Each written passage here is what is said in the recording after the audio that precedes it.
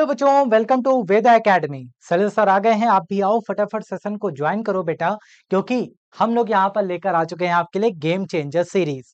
इस सीरीज में आपको पता है कि आपको रेगुलर चैप्टर वाइज क्लासेस मिल रही हैं, जहां पर आप अपने बोर्ड एग्जामिनेशन के लिए इंपॉर्टेंट क्वेश्चन को प्रैक्टिस कर पा रहे हैं हमारे साथ में।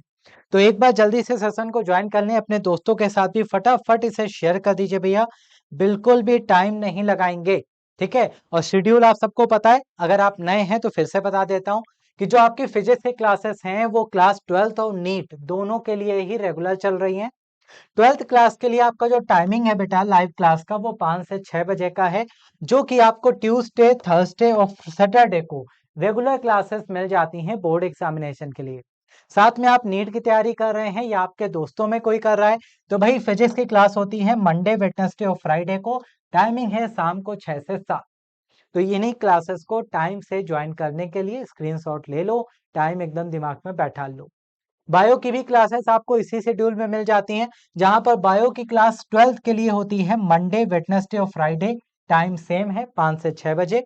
और ट्यूसडे, थर्सडे और सैटरडे में आपको मिलती है नीट की क्लासेस 6 से 7। ठीक है, तो फिजिक्स और बायो की ये क्लासेस आपको रेगुलर मिल रही हैं। इन क्लासेस को रेगुलर ज्वाइन करिए और प्रैक्टिस करने के साथ साथ रिवीजन भी करते रहिए, तैयारी बिल्कुल परफेक्ट बनाते रहिए।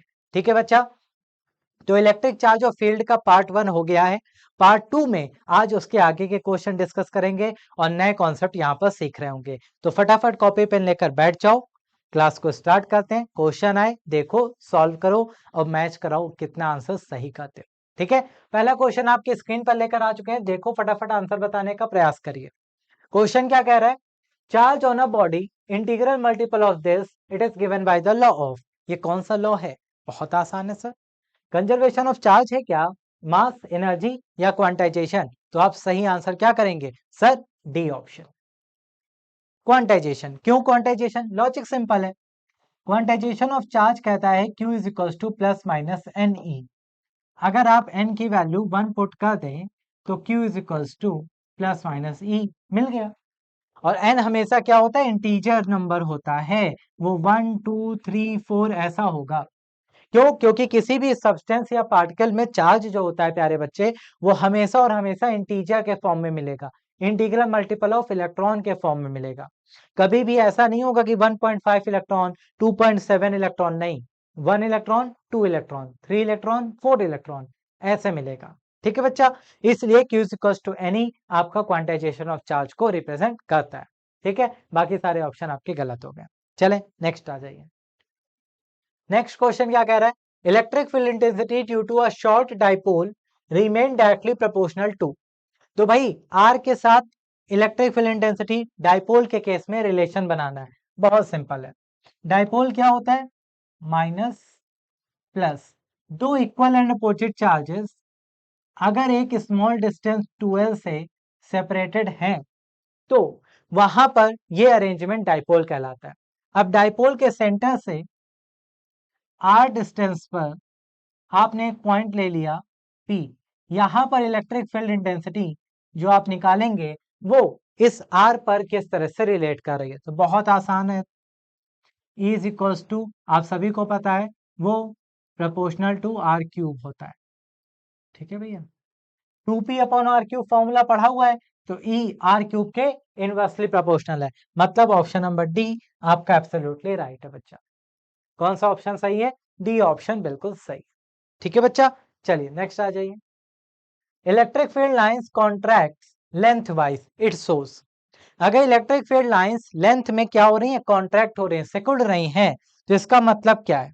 ये आपको बताना है, जल्दी से बताइए भाई। इलेक्ट्रिक फील्ड लाइंस अगर सिकुड़ रही हैं तो इसका मतलब क्या है? बोलो। रिपल्सन हो रहा है सेम चार्जेस के बीच, यानी कि चार्ज दूर दूर जा रहे हैं, तो वो फैलेंगी, कॉन्ट्रैक्ट क्यों होंगी? हाँ। अट्रैक्शन हो रहा है अपोजिट चार्जेस के बीच, हाँ, जब पास आएंगे चार्जेस तो ही तो ये कॉन्ट्रैक्ट होंगी, अदरवाइज स्ट्रेट चलेंगी। तो इसका मतलब अट्रैक्शन बिटवीन अपोजिट चार्जेस, सीधा सा आंसर है। आपको खुद पता है कि अगर आपका प्लस चार्ज और माइनस चार्ज पास आ रहे हैं तो इनके बीच की फील्ड लाइंस अट्रैक्ट होते हुए कॉन्ट्रैक्ट हो जाएंगी। लेकिन अगर सेम चार्जेस हैं तो इनके बीच रिपल्सन होगा, ये दूर भागेंगे तो अपने आप फील्ड लाइंस लेंथ में स्ट्रेट होती चली जाएंगी। सीधा सा आंसर है। चले नेक्स्ट आ जाइए भैया, अगला क्वेश्चन। चलो भैया बताओ अब क्या।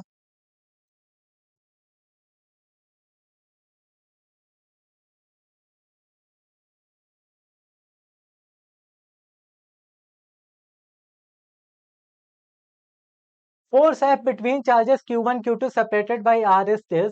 It can be reduced to this. Then separation between them is. बहुत आसान है, बहुत हलवा भैया। हमको पता है फोर्स जो होता है वो क्या होता है, F इज इक्वल टू के Q1 Q2 by R square. तो फोर्स आर स्क्वायर के इनवर्सली प्रोपोर्शनल है। तो अगर आपको रेशियो निकालना है तो F1 by F2 is equal to R2 by R1 का होल स्क्वायर। हो गया बच्चा। अब बस रख दो। पहले फोर्स कितना था 25, अब फोर्स कितना है 5। पहले डिस्टेंस कितनी थी r, अब डिस्टेंस कितनी है नहीं पता, तो स्क्वायर कर दिया। ठीक है okay. Q1 Q2 R is 25 Newton, it can be reduced. ठीक है, तो ये आ गया 5, स्क्वायर रूट लगाएंगे √5, तो R2 is equals to √5R। ये आपका आंसर है। √5R कौन सा ऑप्शन है बेटा, डी ऑप्शन, सही कर दो, खत्म। ठीक है बच्चा, सीधा सा आंसर डी ऑप्शन, √5R लगाइए, घर ले जाइए आंसर। ओके, सीधा सा रिलेशन है, यहीं से आप बना लेंगे, कहीं कुछ करने की जरूरत नहीं है एक्स्ट्रा। नेक्स्ट आइए, which of the following is the unit of electric field intensity. Electric field intensity का क्या होता है यूनिट, बहुत आसान है बच्चा, सबको ये फॉर्मूला पता है बचपन से। बचपन से मतलब नहीं, मतलब इस क्लास में जैसे 12th में आए हो, पहले ही चैप्टर ये पढ़ते हो, है ना। तो एफ बाई क्यू, एफ यानी कि न्यूटन, क्यू यानी कि coulomb, newton per coulomb, D option बिल्कुल सही, डी ऑप्शन एब्सोल्युटली राइट। चलें भैया अगले क्वेश्चन पर पढ़ जाएं, आ जाइए नेक्स्ट। अगला क्वेश्चन देखो, आंसर बताओ। इलेक्ट्रिक डाइपोल मूवमेंट अब आपको दिया गया बेटा। इलेक्ट्रिक डाइपोल मूवमेंट में आपको बताना है कि इसका यूनिट क्या बनेगा, बोलो भाई।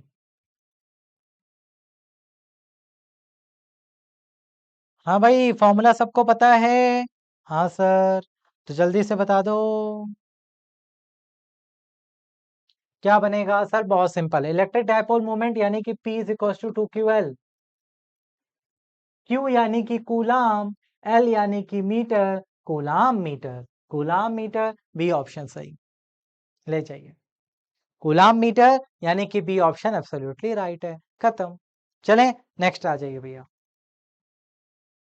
अगला, a slab of dielectric introduced between two equal positive charges with a fixed separation. As a result, force two charges decreases, force attract each other, slab start moving, electric current pass through one charge of the other. बहुत आसान। देखो, दो positive charge हैं, yes sir, ये plus Q plus Q. अब इसके बीच एक dielectric slab रख दिया गया है जिसका डाइलेक्ट्रिक कांस्टेंट के है। हम सबको पता है अगर वैक्यूम होता है तो एप्सिलॉन नॉट आता है, लेकिन मीडियम है या कोई डाइलेक्ट्रिक स्लैब है तो एप्सिलॉन नॉट के आ जाता है। तो फोर्स जो है वो के टाइम्स डिक्रीज हो जाता है। याद आया ये फॉर्मूला, इसका पहले भी क्वेश्चन करा चुके हैं भैया। तो जो मीडियम का फोर्स होता है वो के टाइम्स डाइलेक्ट्रिक कांस्टेंट टाइम्स कम हो जाता है। तो सही answer two charges decreases, A option absolutely right. ठीक है बेटा, ए ऑप्शन के साथ यहां पर जा रहे होंगे।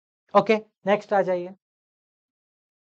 Two like point charges separated by a certain distance exert a force this on each other. When the distance of separation between them is half, then the force becomes. फिर वही logic, फिर वही फॉर्मूला आप लगा रहे होंगे, कौन सा, F inversely proportional to R square. तो बेटा रेशियो बनाएंगे, F1 by F2 is equals to R2 by R1 का होल स्क्वायर। पहले फोर्स कितना था 0.04 न्यूटन, अब फोर्स कितना है F मान लेते हैं। पहले डिस्टेंस कितनी थी R, अब हो गई R/2। तो R से R कैंसिल, 1/4 का 1/2 का स्क्वायर करेंगे 1/4, यहाँ मल्टीप्लाई कराएंगे तो फोर्स आ जाएगा आपका 0.16 न्यूटन। सही आंसर ए ऑप्शन, 0.16 न्यूटन आपका सही आंसर। ठीक है, डायरेक्ट अब रिलेशन बना सकते हो कि अगर ये आधा हो गया है तो ये इसके स्क्वायर टाइम्स यानी कि 4 टाइम्स हो जाएगा, तो 0.4 का 4 टाइम्स 0.16। क्लियर? चलें नेक्स्ट आ जाए। आइए भैया, when a glass rod rubbed with a dry silk cloth, the glass rod is positively charged due to the transfer of। तो ग्लास रॉड जो है वो पॉजिटिवली चार्ज हो जाती है। इसका मतलब है कि जो आपकी ग्लास रॉड है बच्चा, अगर वो पॉजिटिवली चार्ज है तो इसका मतलब उसने इलेक्ट्रॉन किसी को डोनेट कर दिए हैं, और सिल्क को ही डोनेट करें, सिल्क जो है उसको इसने डोनेशन दे दिया है इलेक्ट्रॉन्स का, तभी तो पॉजिटिव चार्ज आया इस पे।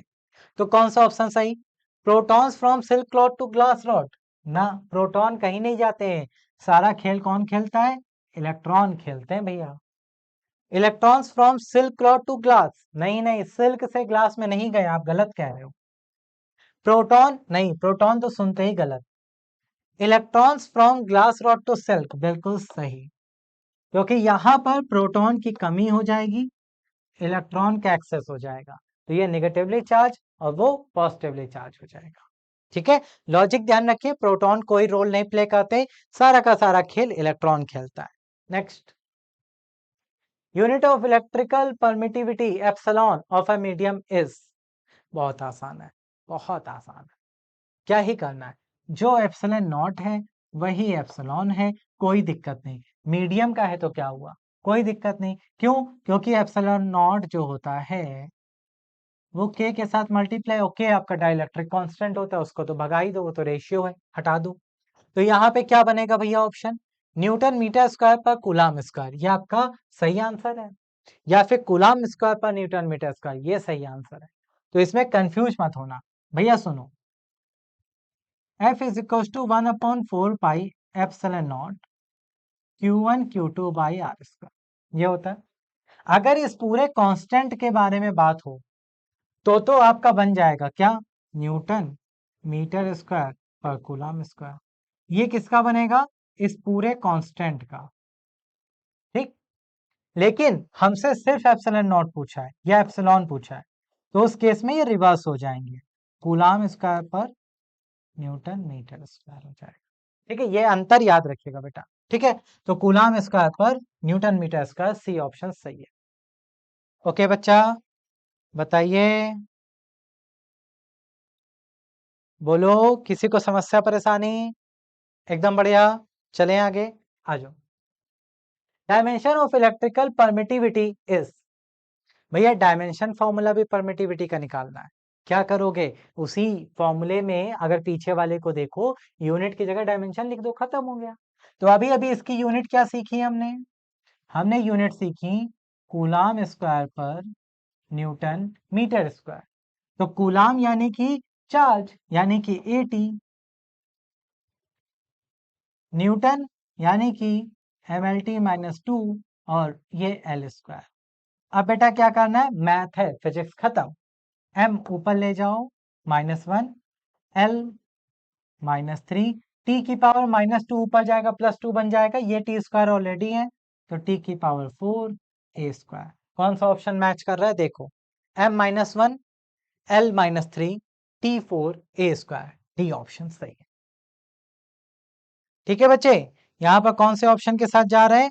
डी ऑप्शन के साथ हमें जाना है। बोलो, कोई समस्या परेशानी किसी को तो बता दो। ठीक है, आगे बढ़े, चलिए आ जाइए।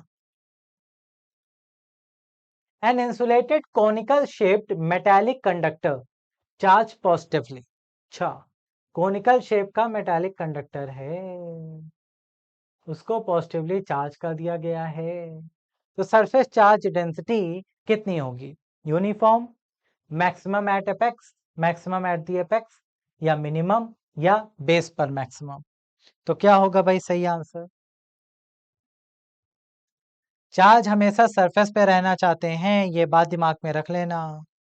ठीक है भैया, चार्ज हमेशा कहाँ रहना चाहता है? सरफेस पर रहना चाहता है सर। तो कितना होगा आंसर? ठीक है, तो कहां पर मैक्सिमम हो जाएगा? हाँ भाई, एपेक्स पर मैक्सिमम हो जाएगा। तो सी ऑप्शन के साथ आप यहाँ पर जा रहे होंगे। ठीक है भैया, कहां पर मैक्सिमम? एपेक्स पर मैक्सिमम रहेगा ये। क्लियर? क्योंकि सरफेस से बाहर निकलने का ट्राई कर रहा है, कॉर्नर मिल गया, कॉर्नर पे ही चला जाएगा सबसे ज्यादा। तो बस वही आंसर है। Next, magnitude of force experienced by a electron placed at a point in the electric field E is equal to the weight mg. The magnitude of E is equals to F by Q. तो क्या बनेगा भाई? और Q की जगह आपको दे रखा है इलेक्ट्रॉन, तो क्या बनेगा? mg by E। खत्म हो गया सी ऑप्शन। कितने के तो ऊपर से चला गया। अरे प्यारे बच्चे, electric field is equals to force upon test charge. Force कितना लग रहा है? फोर्स लग रहा है सर mg, वेट के बराबर। फोर्स किसके बराबर? वेट के बराबर। तो वेट कितना है? mg है। और चार्ज कितना है? इलेक्ट्रॉन है। तो mg बाई ई आपका आंसर है। ठीक है, mg बाई ई आपका आंसर है बच्चा। नेक्स्ट आइए, इलेक्ट्रिक डाइपोल उसको प्लेस कर दिया जाता है 30 डिग्री एंगल पे electric field intensity 2 into 10⁵ Newton per coulomb के साथ। वो एक्सपीरियंस करता है टॉर्क 4 न्यूटन मीटर का। तो चार्ज जो है डाइपोल पर, अगर डाइपोल की लेंथ 2 सेंटीमीटर है, तो चार्ज कितना होगा ये आपको बताना है। अच्छा, इलेक्ट्रिक फील्ड इंटेंसिटी कितनी है? E is equals to 2 into 10⁵। Angle कितना है? 30 डिग्री। टॉर्क उस पर कितना लग रहा है? 4 न्यूटन मीटर। तो भैया चार्ज बताना है, जबकि लेंथ आपको दे रखी है 2 सेंटीमीटर। अच्छा, ये पूछा है। कैसे कर रहे होगे भैया बताओ जरा। ये अच्छा क्वेश्चन है, तो कैसे कर रहे होगे?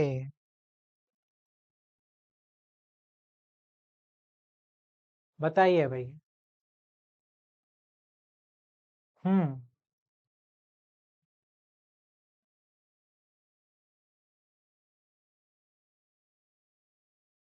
बोलो।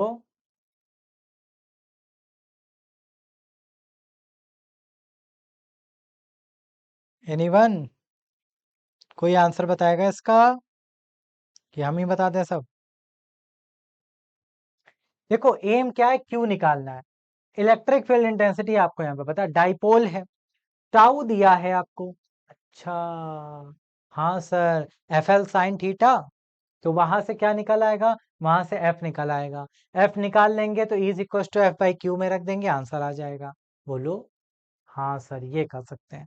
तो tau is equal to F L sine theta. ठीक है, एफ हमें पता नहीं, टाउ कितना है? 4। एफ नहीं पता, एल कितना है? 2। अच्छा ये बेटा सेंटीमीटर में है, तो मीटर में बदलेंगे। 2 इंटू 10⁻²। ठीक है, मीटर बना लिया। साइन कितना है बेटा? 30 डिग्री। साइन 30 की वैल्यू कितनी होती है बेटा? बताओ। साइन 30 की वैल्यू होती है हाफ, 1/2। 2 से 2 कट गया, यानी कि ये बचा आपका कितना? F is equal to 4। और ये जाएगा 10⁻², नीचे ऊपर जाएगा 10⁻+2। तो 400 न्यूटन ये आपका आ गया। ठीक है, 400 न्यूटन। अब एफ आपके पास आ चुका है, ई आपके पास है, देख लो आंसर बता दो। तो क्यू इज इक्वल टू कितना हो जाएगा? Q is equal to F by e. तो एफ कितना है बेटा? 4 इंटू 10⁻²। ये कितना है बेटा? 2 इंटू 10⁻5। तो ये बन गया आपका 2 इंटू 10⁻³ यानी कि 2 मिली कूलाम। ये आपका आंसर है, 2 मिली कूलाम। बी ऑप्शन सही। ठीक है, ये सीधा सा आंसर आपके पास है। बोलो। क्लियर? किसी को समस्या परेशानी? एनीवन तो बताइए। एकदम बढ़िया। चलिए next, what is the SI unit of electric flux? Electric flux का एसआई यूनिट क्या होता है? अच्छा, इलेक्ट्रिक फ्लक्स क्या होता है पहले तो ये बताओ। अरे सर बहुत आसान है, pi e is equal to closed integral e dot d s. Okay, तो फ्लक्स का यूनिट क्या बना? इलेक्ट्रिक फील्ड का न्यूटन पर कूलाम, और ये क्या है? Metre square. तो newton metre square per coulomb. तो newton metre square per coulomb, newton per ये आ गया ए, है ना, रट लो एकदम, जाप कर लो इसका, ठीक है। ए ऑप्शन आपका यहाँ पे बिल्कुल सही हो गया। बोलो कोई दिक्कत, बताइए भाई, कोई समस्या, आगे बढ़े, चलो आगे। डायमेंशन फॉर्मूला ऑफ फ्लक्स, अभी अभी यूनिट निकाली, डायमेंशन निकाल लेंगे, क्या दिक्कत है, हमें तो सब आता है। कैसे, फ्लक्स का यूनिट क्या निकाला बच्चा, सर फ्लक्स का यूनिट निकाला हमने अभी अभी पीछे, क्या था, Newton metre square per coulomb, ये निकाला। अब रख दो भैया, न्यूटन मतलब, न्यूटन मतलब M L T minus two, metre square मतलब एल स्क्वायर, कूलाम मतलब एटी, तो ये आपका सीधा सा लॉजिक हो गया, ठीक, लगा दो। M L cube T minus three A minus one, M L cube T minus three A minus one, M L cube T minus three A minus one, B option ले जाए, बोलो भाई, बी ऑप्शन गल ले जाइए, कोई दिक्कत नहीं है, ठीक है। चलिए नेक्स्ट आइए, which of the following statement is not true about Gauss law, Gauss law के बारे में कौन सा स्टेटमेंट सही नहीं है। गॉस लॉ ट्रू है for any close surface, the term q on the right side of Gauss law include the sum of all charges enclosed by the surface. Gauss law is much useful in calculating electric field when the system has some symmetry. Gauss law is based on the inverse square dependence on distance contained in the Coulomb's law. तो correct answer क्या होगा भैया,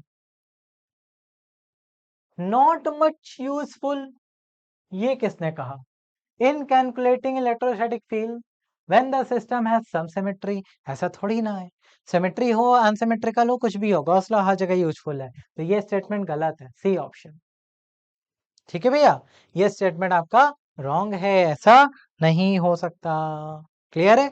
चलिए next आइए, surface considered for Gauss law is called close surface, spherical surface, Gaussian surface, plane surface, ये तो हलवा है,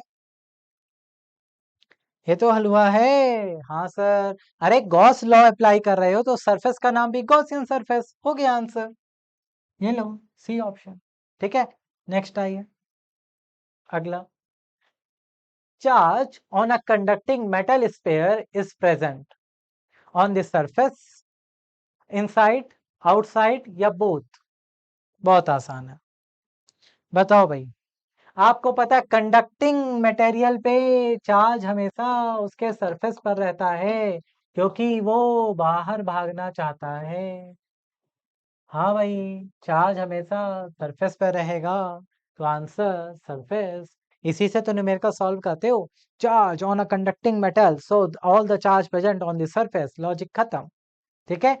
चलिए, if q is kept at a sphere of 5 centimeter first, then it kept in a cube of 5 centimeter, then outgoing flux will be, बहुत आसान भाई, बहुत simple question पूछा है आपसे तो हलवा हो गया एकदम,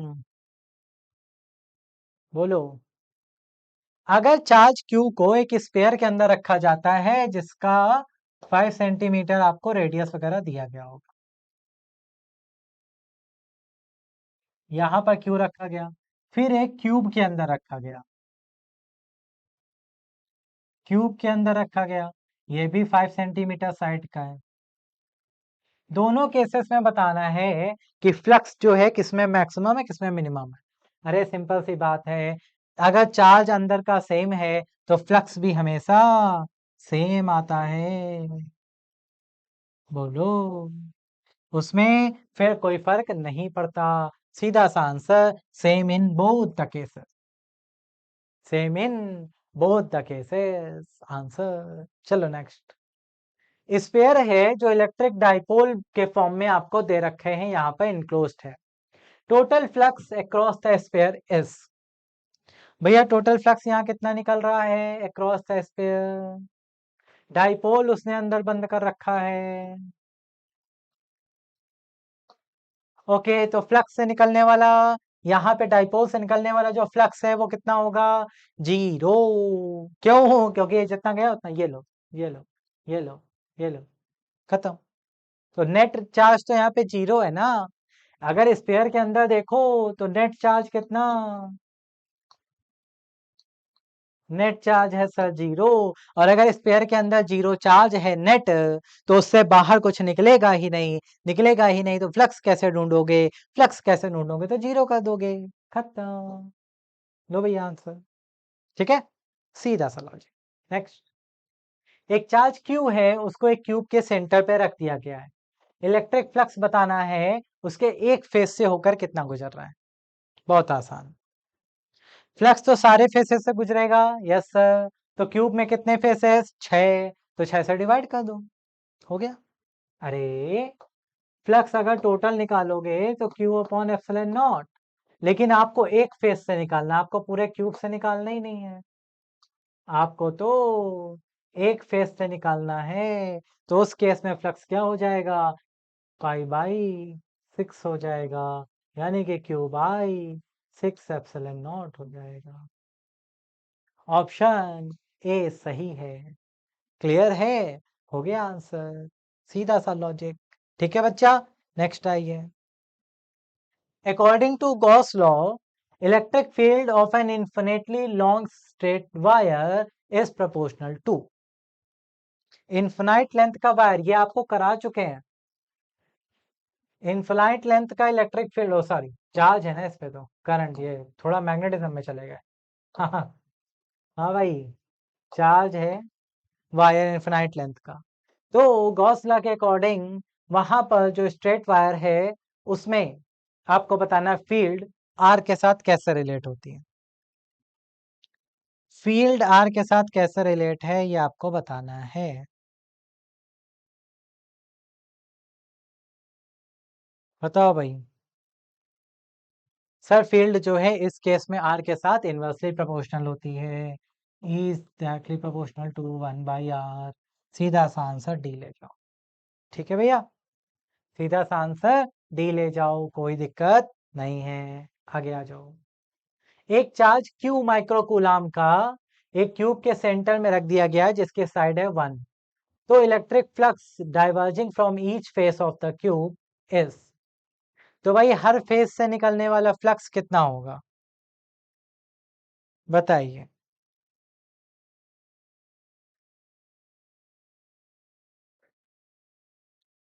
बोलो भाई, कितना, बहुत आसान है सर। अगर हम इसको ऑप्शन से करना चाहें तो ऑप्शन से भी कर सकते हैं, कैसे, देखो, आपको क्या निकालना है, flux. Flux is equal to क्या होता है, flux is equal to Q upon epsilon naught होता है। क्यू कितना है, क्यू माइक्रोकूलाम आपको दे रखा है। माइक्रोकूलाम का मतलब क्या हुआ, माइक्रोकूलाम का मतलब हो गया सर 10⁻⁻⁶। ठीक, तो क्यू तो आएगा ही, 10⁻⁻⁶ आएगा ही। अब साइड से कोई मतलब है क्या, नहीं है। तो Q बाय एप्सिलॉन नॉट तो आपके पास है ही है। अब क्या हुआ, Q की जगह रख दोगे Q 10⁻⁻⁶ एप्सिलॉन नॉट। ये तो पूरे से निकल रहा है, हमें निकालना है ईच फेस। कितने फेसेस होते हैं, 6, तो 6 से डिवाइड कर दो, आंसर। तो कौन सा ऑप्शन मैच कर रहा है प्यारे बच्चे, सर सी ऑप्शन मैच कर, हो गया। क्योंकि ये फॉर्मूला सबको पता है, तो ये हमें एक फेस के लिए निकालना है, तो बाई 6 कर देंगे क्योंकि क्यूब में 6 फेसेस होती हैं। ओके, चलिए next. Electric charge Q place किया जाता है किसी क्यूब के कॉर्नर पे जिसका साइड ए है। तो इलेक्ट्रिक फ्लक्स किसी एक फेस से निकलेगा तो कितना निकलेगा, ये बताना है। तो भाई फ्लक्स कितना निकलेगा ये आपको बताना है, चलो बताओ भाई।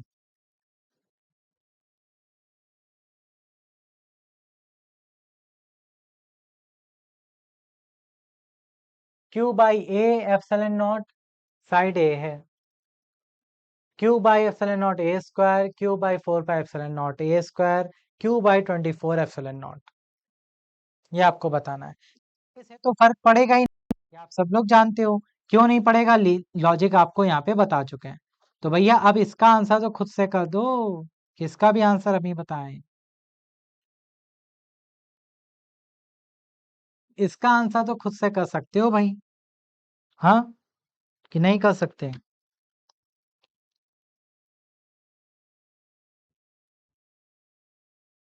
बोलो।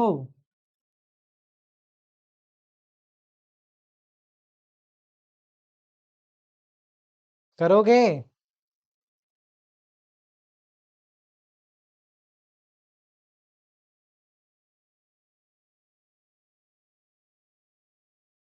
वन ऑफ इट्स फेस आपको बताना है।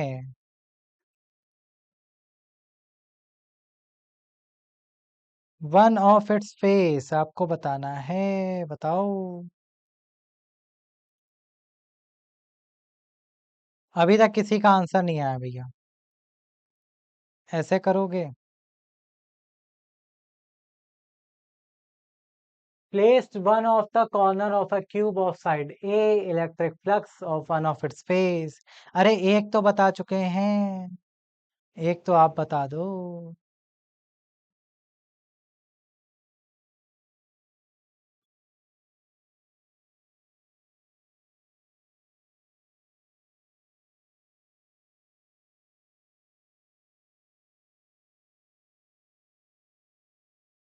अरे भैया सिंपल सा क्या होता है सर, सिंपल सा होता है Q is equals to one A, sorry Q कह रहा हूँ, फ्लक्स। फ्लक्स निकाल रहे हैं ना, तो भाई flux is equals to Q upon epsilon naught. ये आपके पास सीधा सा है। अब क्यू कहाँ रख दिया गया बेटा? एक कॉर्नर पे रख दिया गया है। तो जब आपने क्यू को कॉर्नर पे रख दिया प्यारे बच्चे, तो एक बात बताओ, तो उस केस में क्या यहाँ पर जो फ्लक्स निकल रहा होगा वो आपके पास हर पॉइंट से होकर जा रहा होगा? हाँ सर, बोलो। बिल्कुल क्लियर। ये चीज आपको दिमाग में खाली यहाँ पर रख लेनी थी, जो आपको कंफ्यूज कर सकता था शायद, मुझे ऐसा लगा। तो अगर आप यहाँ पर देखेंगे ध्यान से, तो भाई क्यूब रखा हुआ है। हाँ सर, अगर क्यूब आपके पास रखा हुआ है तो उस केस में आप क्या कर रहे होंगे? हम यहाँ पर क्यू अपॉन 8 जो आपके पास फॉर्मेशन है वो लगा रहे होंगे, क्योंकि 8 कॉर्नर फॉर्मेशन है। हाँ सर, तो जब यहाँ पे कॉर्नर फॉर्मेशन 8 है तो उसको हम कितनी बार लेकर जा रहे होंगे? हम लेकर जा रहे होंगे 4 के पास, सॉरी 3 के पास, क्योंकि 3 कॉर्नर फॉर्मेशन फेस के साथ हमारे बन रहे होंगे। तो Q अपॉन ये आपके पास आ रहा होगा 8 एप्सिलॉन नॉट इंटू 1/3, है ना, ईच के लिए निकालना है। तो ये आपके पास कितना आ जाएगा? Q upon 24 epsilon not. तो आपका आंसर क्या बनेगा भैया? D option, absolutely right. ठीक है भाई, डी ऑप्शन यहाँ पे आपका करेक्ट आंसर बन जाता है। चलें आगे बढ़ें, चलो। Q kept on a sphere of 5 centimeter first, then kept on a cube of 5 centimeter second। तो आउटगोइंग फ्लक्स ये तो करा चुके हैं, रिपीटेड क्वेश्चन है। तो भाई ये हो गया आपका same in both the cases. क्यों? क्योंकि फ्लक्स शेप पे डिपेंडेंसी यहाँ पे नहीं रख रहा है, दोनों पे अंदर चार्ज सेम है। चार्ज अगर सेम है तो हमें फर्क नहीं पड़ेगा, तो हमें सेम मिल जाएगा। ठीक, ये आपका आंसर है। तो इस तरह से आज के क्वेश्चन सॉल्व होते हैं। तो भैया आपको क्या करना है, आपको इसके नोट्स और डीपीपीस कहाँ मिलेंगे? टेलीग्राम पर।